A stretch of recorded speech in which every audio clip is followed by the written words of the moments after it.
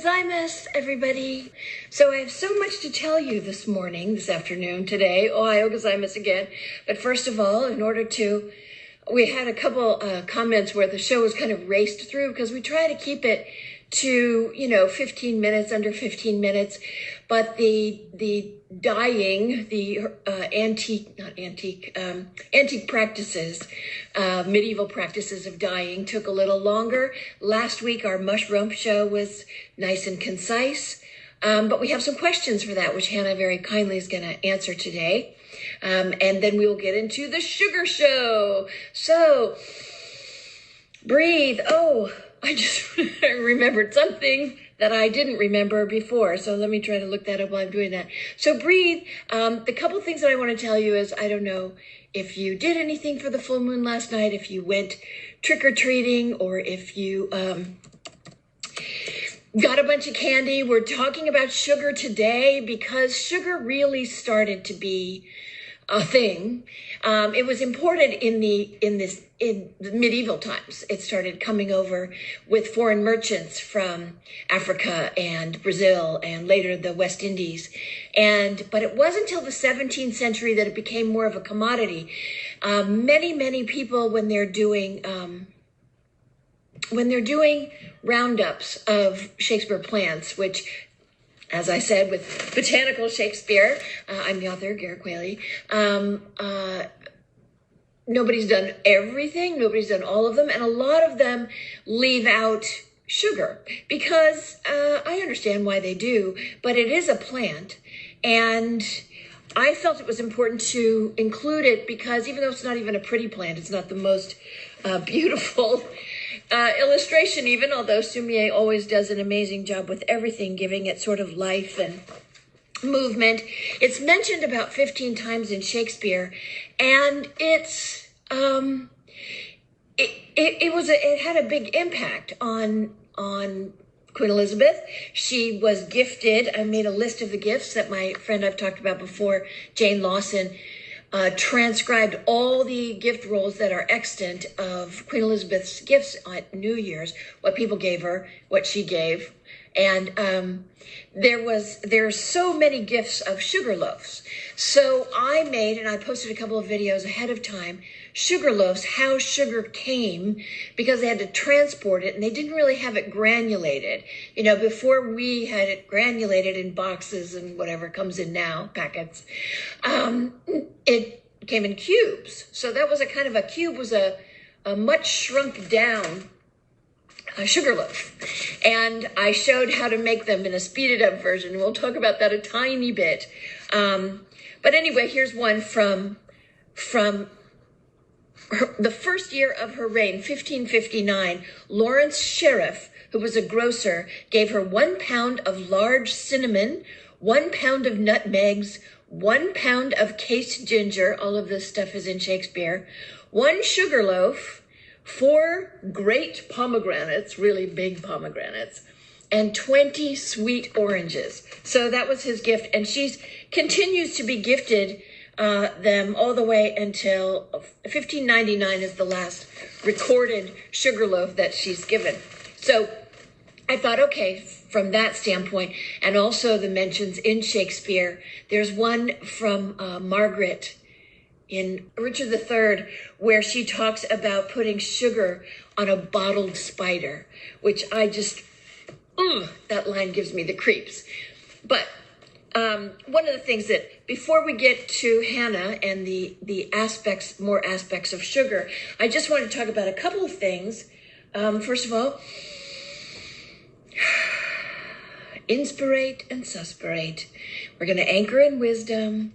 We're going to anchor in healing, because maybe you ate all the sugar on the shelves. It seemed like a lot of places were banned from having trick-or-treats. I only saw a couple kids in New York and a couple kids down in Washington, where I am now, out trick-or-treating. It just wasn't a big thing. There was private parties, I guess.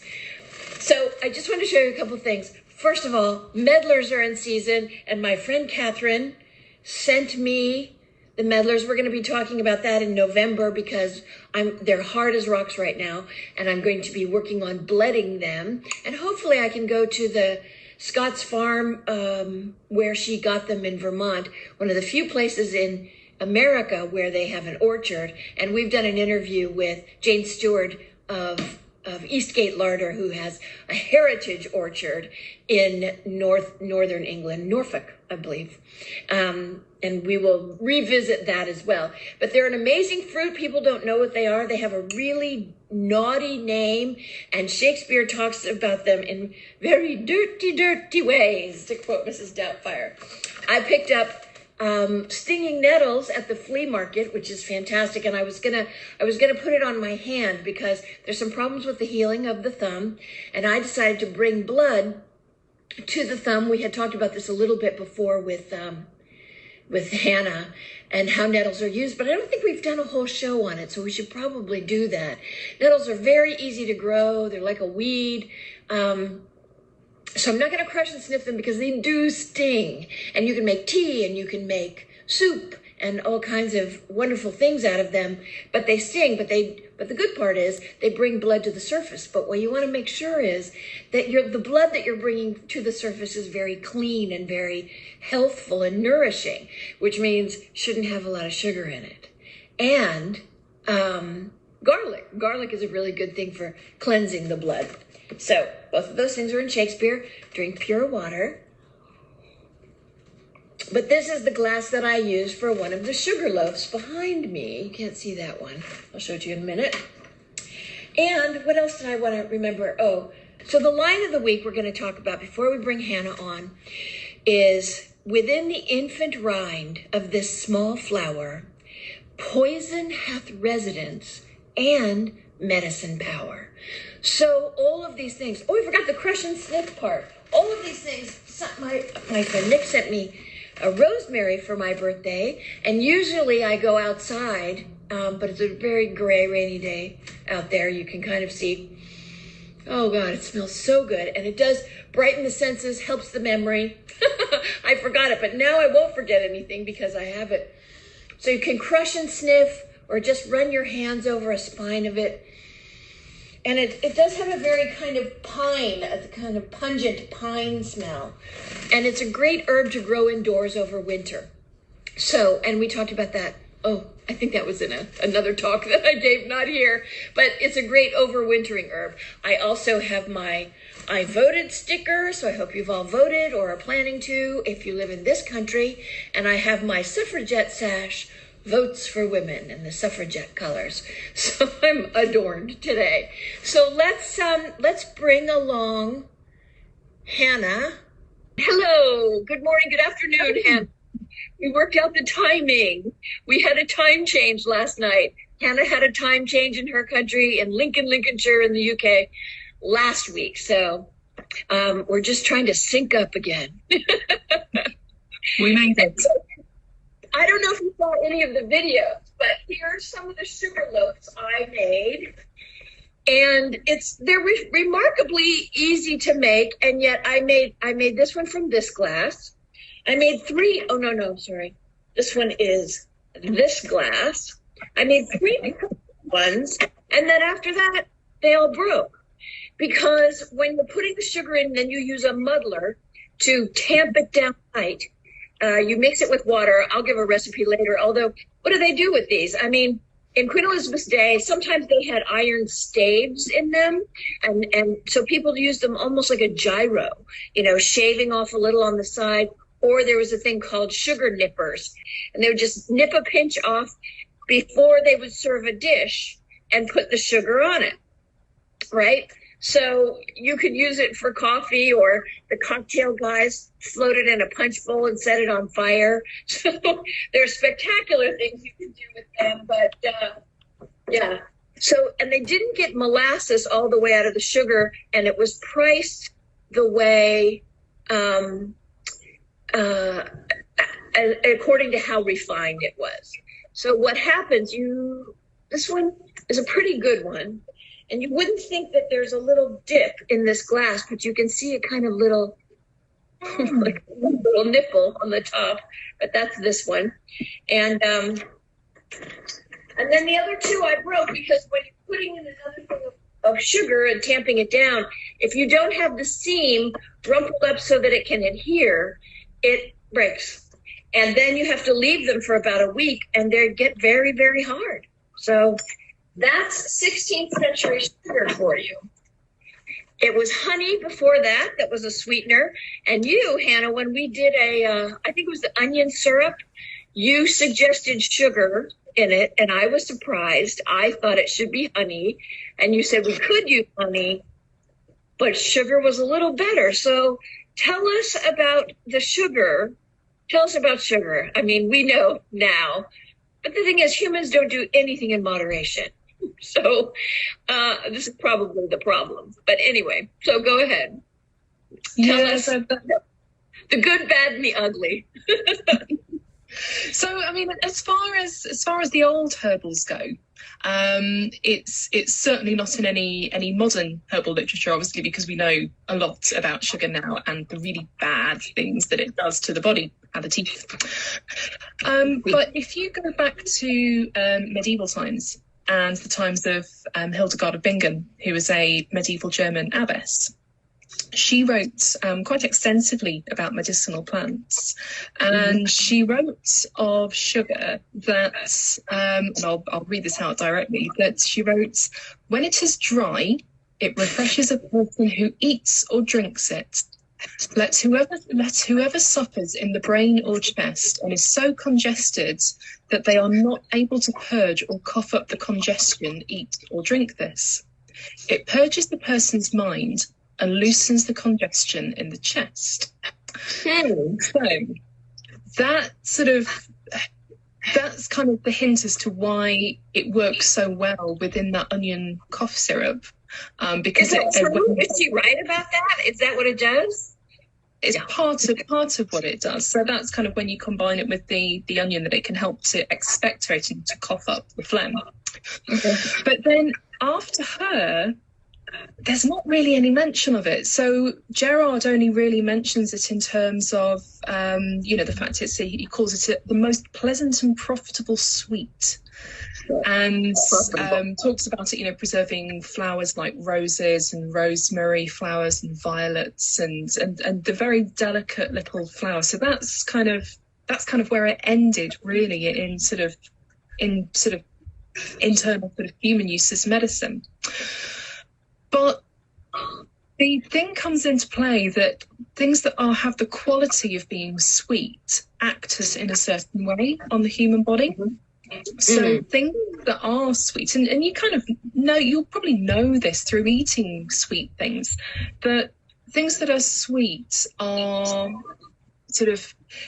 they're classically seen as nutritive and tonic, and a little bit sort of in terms of qualities, wet and cool and quite heavy things. So sweet tasting herbs that we do use include things like licorice and marshmallow, for example, which we talked about before. And they're very sort of soothing, nourishing, nutritive kind of things. But anything that is too sweet in taste can damage the kidneys and can cause anxiety and tension, which, if you think about what sugar does, there are similarities there. Yeah. Well, as we know, people can talk about sugar shock or something when you have too much and you kind of get very racy. Coffee gets a bad rap for that, but really it's coffee that you put sugar in. It's the chemicals mixed together which causes the jitters and all that, and even putting milk in coffee, which is why ancient herbalists not ancient, but, like Edgar Cayce and people like that said, if you drink coffee straight, it's actually good for you. Again, not gallons and gallons of it, but espresso and things like that. The sugar too, there's a couple things I want to say about, if you've had too much sugar, you can, eat a bowl of broccoli, eat a piece of broccoli, fennel, any kind of fresh vegetable, not raw, cooked. Either way, it will stop the craving, because the one thing that sugar does, I had a friend who did this, who decided she was craving everything. And so she decided to spend the weekend eating everything that she wanted, cake, ice cream, cookies, everything, to kind of saturate her desire so she didn't want it anymore, so she got sick of it. And it didn't work. The more you eat, the more you want. It is very much like a drug. So the only way to counteract it is with something, and maybe you know the chemical properties of a cruciferous vegetable or whatever, but it seems to calm down the craving in the blood. So that's one thing. And the other thing that I wanted to say, since you read Hildegard Bingham, yes, black teeth. My father's a dentist, so you see all kinds of cavities. And in Shakespeare's day, they called it canker. And we talk about, I think we should do a show on cankers. There's all kinds of ways. Sumier had some confusion with the canker bloom that Shakespeare mentions, and a couple other people recently. So I think we should talk about that. But anyway, the interesting quote for me for sugar that I loved was Queen Elizabeth. They had special pastry people. The Earl of Northumberland, who was known as the Wizard Earl, hired his special pastry chef and had all this sugar brought in, and they made sugar glass capsules, and they made marchpane or marzipan, amazing treats with sugar. And so it was very expensive and very prized, and you showed off how rich you were based on what kind of amazing sugar design you came up with for the banquet. But this German visitor to Queen Elizabeth's court said that about Queen Elizabeth in 1598, that her teeth black, a defect the English seem subject to from their too great use of sugar. So it was used, but the English kind of, and then by the 17th century, when they had a direct line through the East India Company, more sugar was pouring in. So that's where our addiction to sugar began. But going back to the line of the week, I think I lost it, the Friar Lawrence line. Within this infant rind of this small flower, poison hath residence and medicine power. So you're saying that in some cases, sugar is okay to have, because a lot of people say, get sugar out of your life altogether, don't have any at all. In terms of its use sort of within your human body, obviously, there are some things that need sweetening, but the way that it comes into play with medicine is in its preserving. So if you're going to make a syrup, the classic way to make a syrup and for it not to go moldy is to have some element of sugar in there. So for making an elderberry syrup, it's classically 50% elderberry juice and 50% something sweet to actually sweeten it, but also to preserve it. And if you don't get the balance right, it just will not keep. So in my fridge upstairs, I have some elderberry. It's almost like elderberry jam that it turned out, because it was boiled for that long. The pectin and the sugar have kept it so well, the natural sugars as well, that it's kept in my fridge fine for a year. And it's not got any mold on it. It's fine. I don't have it every day, but if I feel a little bit, like I may be coming down with something, I'll just have a teaspoonful, mix it in with water and drink it. So it's that everything in moderation thing. And sugar is pro-inflammatory. So that's another reason why sugar is really bad news. So, if you are using syrups that have got a sugar element in, they're for short-term use to deal with an acute problem that's not for long-term use. Well, I'm glad you brought that up, because I did want to say that too. People also think salt is bad for you, but of course everything has medicine power, like Friar Lawrence says. And salt, you need salt in the body also. Depends on what kind of salt. If it's over-processed salt versus Himalayan salt or Celtic salt or something like that, it's very good. But when you combine those two things, I notice that's, for me, when the bloat or the puff or the inflammation happens. So, you stay in your lane, stick to sweet, stick to salt, whatever you're doing. But like salted caramel, I mean, it's a blow up. It's a recipe for blowing up. So I forgot I wanted to do at the top too. Just jumping back to our mushroom show last week, we had somebody wrote in asking, when you're charging your mushrooms with vitamin D, Hannah taught us that you can put your mushrooms in front of the window or out in the sun and get them to soak up more vitamin D before you cook them. She wanted to know if you could do that and then put them in the refrigerator afterwards. Will they hold the vitamin D? Do you know? In short, no. But I think it's like anything, that if you're going to do that kind of thing, the longer it's left, the more it's going to degrade. So ideally, you would put them in the sun and use them fairly soon. If you're probably going to put them in the fridge for a week, it will probably have maybe not kept so much of those good qualities. So if you're gonna sun infuse your mushrooms when they're upside down on that plate, try and use them as soon as you can, really. Okay. And she did, they talked about people who've had chemotherapy and how much they need vitamin D. So it's a great thing if you're recovering from that situation to, charge up your mushrooms with vitamin D, but eat them soon afterwards. And the other thing I wanted to ask about sugar is, do you see a lot of people who come in with insulin resistance? Not me personally, but a lot of herbalists do. Yeah, for sure. Yeah. It's certainly here in the UK, it's an increasing problem for sure. Yeah. Well, so it's definitely needed. Yeah, and I think it's interesting that you guys are behind us in that. We all, and I remember editing an article one time about this guy who had written that Americans, and I can't really speak to your country, but are pendulum swingers. And so, it's like, fat is bad for you. Everybody don't eat fat. And then it's like, oh, everybody don't eat carbs. And then everybody don't have this. And I don't know how one teaches moderation. It's a discipline that you have to somehow, we should investigate that. How do you teach moderation? Okay, so the line of the week. Within the infant rind of this small flower, poison hath residence and medicine power. So everything has both good and bad. And actually, Friar Lawrence goes on to talk about people are the exact same. He says, in man as well as herbs, grace and rude will. And where the worser is predominant, full soon the cankered death eats up that plant. So he's almost talking about the cankers in the plants, but also in people, a little bit of karma. If it's more bad than good, the badness will eat it up. So happy Halloween and new moon.